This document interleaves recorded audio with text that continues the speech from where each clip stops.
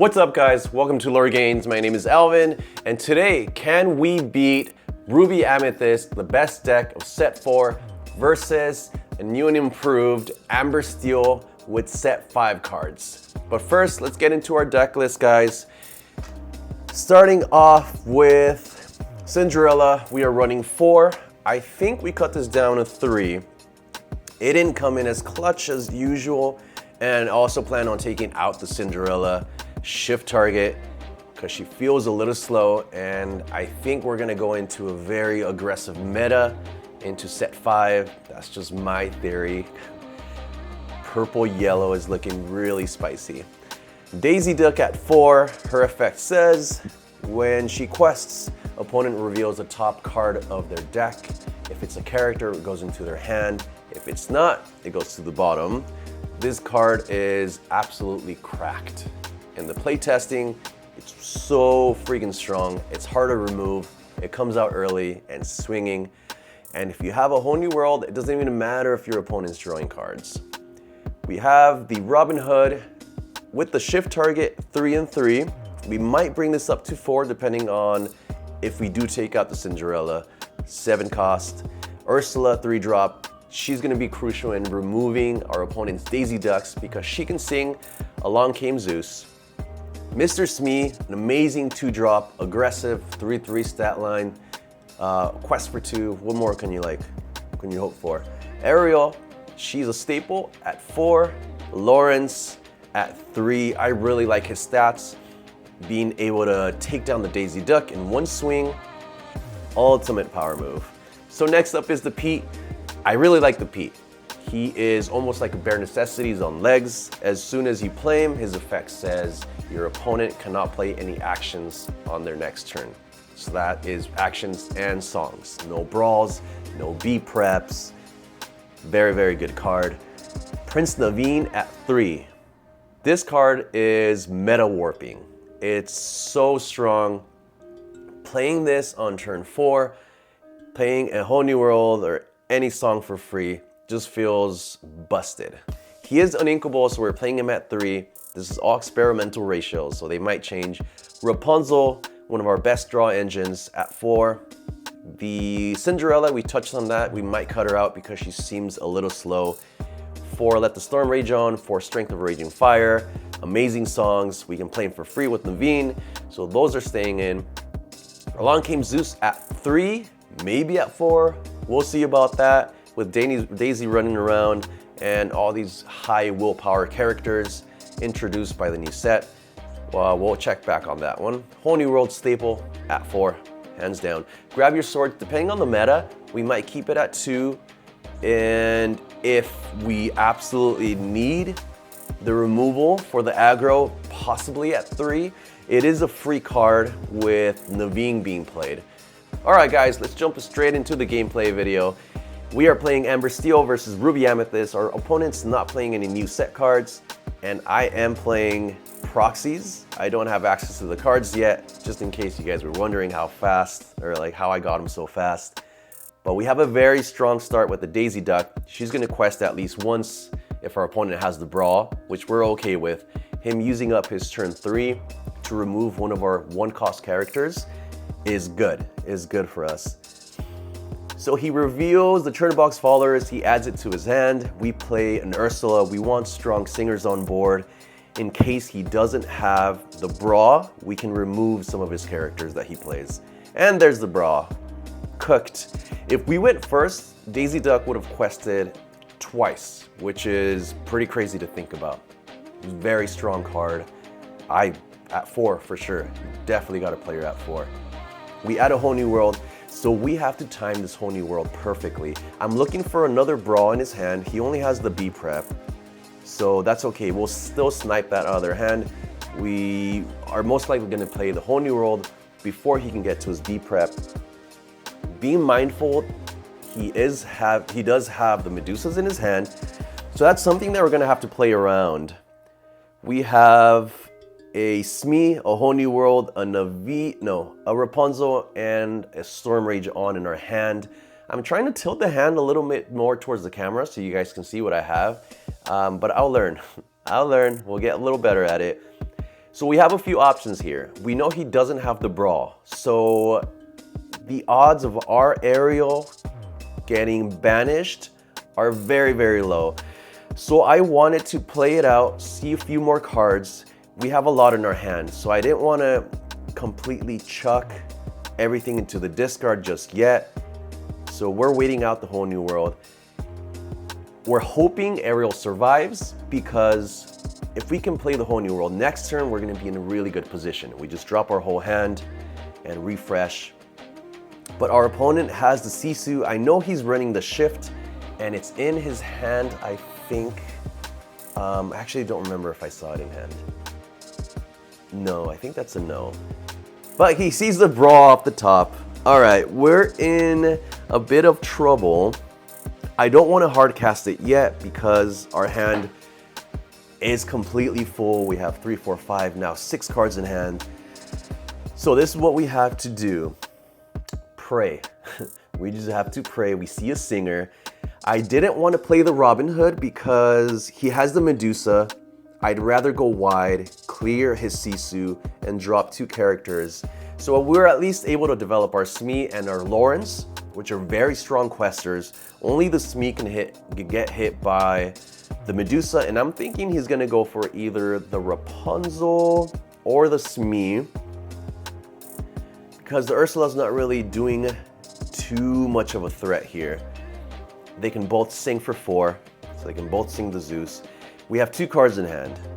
I'm feeling like we have to hard cast our whole new world on the next turn. We have a big Cinderella, which is gonna go straight into the ink, and he's deciding on what to remove.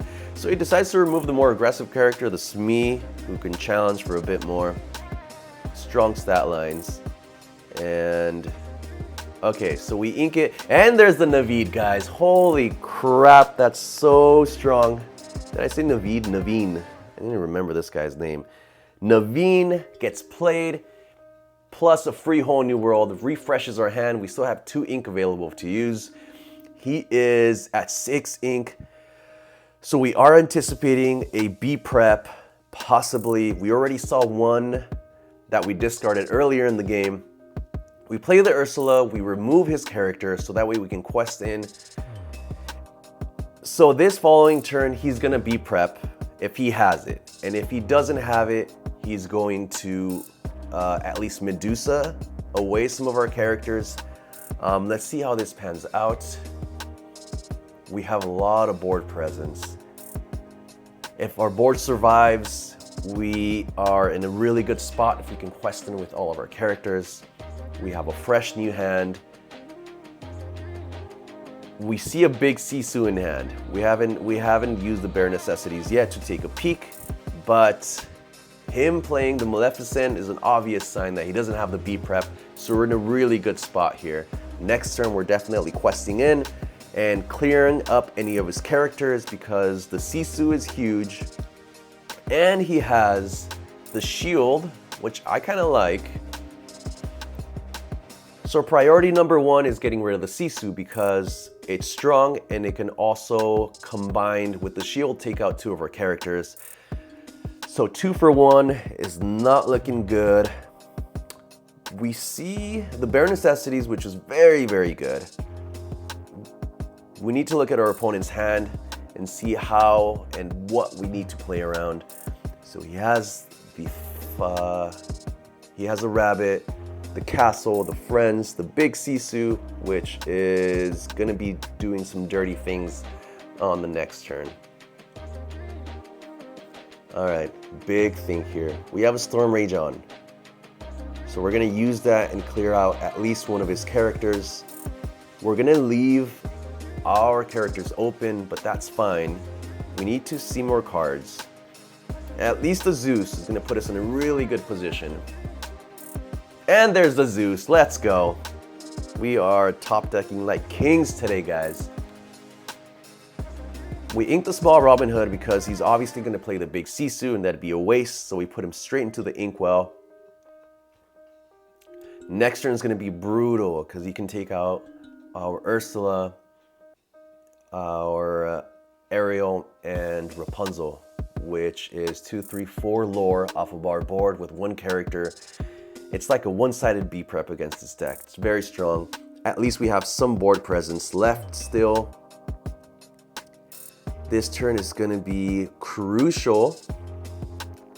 We decide to play the Robin Hood. We're hoping he doesn't have a Medusa or he doesn't draw into a Medusa. He didn't have one in hand. And we didn't see any Beaking Undisputed or Tremaines when we took a look at his hand with the Bare Necessities. So we were okay with questing with both Lawrence and our Naveen. Taking a look at his discard pile, see if there's anything that we missed. And I think the move here for him is double challenge with the shield into both of our characters. I think, I don't know, I probably should have left, there's a Tremaine, all right. That's brutal, that's very rough. I could have left the Naveen upright and just quested with the Lawrence, possibly, but I didn't, it was a 2-for-1, maybe I should have done it. I was thinking he doesn't have a Tremaine or a Beaking Undisputed, so we're safe, questing in with both and being aggressive and really pushing the lore. But here's the Naveen. What do we play? We do have a Whole New World and a Swords, a Rapunzel in hand still. I didn't want to play the Whole New World yet, so we opted for the Swords just for value. We drop another Rapunzel in case he has a Beaking Undisputed. I totally forgot he has a Snake in hand. So he's gonna quest in, bounce the Tremaine back, then replay it. This is rough. I didn't remember that he had a snake, so this is really bad. Big misplay. I should have used the Naveen and played a Whole New World instead. I think that was the route to take, but it's okay, we're still in the game. Our Naveen survived, so that means we're gonna be able to sing a Whole New World on our next turn, refresh our hand, and go completely aggro. We've only seen one B prep, so if he sees another B prep, we have to play around it somewhat. Unless we see the Pete, which would come in absolutely clutch here, or if we see another Bare Necessities. We've already used 2, so we have 1 left in our deck. We see a lot of good cards. This is a really crucial turn.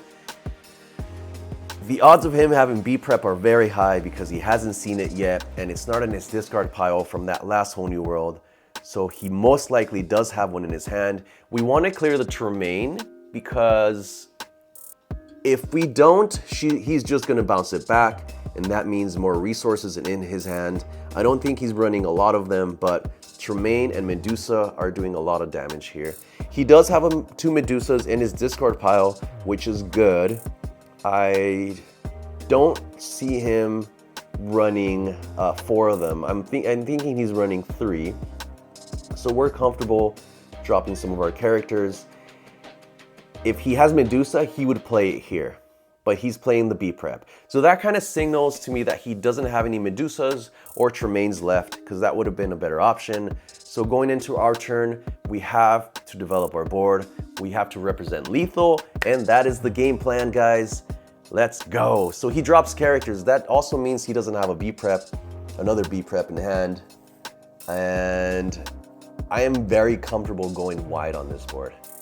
We pay 3 for the Pete, let's go. So he definitely can't use any Brawls, Beaking Undisputed, or B preps on this next turn. He didn't play Medusa on his last turn, so that really signals to me he doesn't have one. So the play here is getting rid of his Chernobog, because if he triggers Chernobog off, he sees 1 more card. It gets him closer to Tremaine or a Medusa, which is, they're both bad. Like they both put us in a really bad position, further away from winning. And you know, Ruby Amethyst, if you can't clutch out the win and they manage to clear out your characters and your board, they're gonna refill their hand and get even closer to winning. So we can't let him keep on playing. He's been playing it really safe, really well. He doesn't have it, guys. We take it. B prep off the top, which you couldn't use anyways. Hope you guys enjoyed the video today. I'll see you guys next time.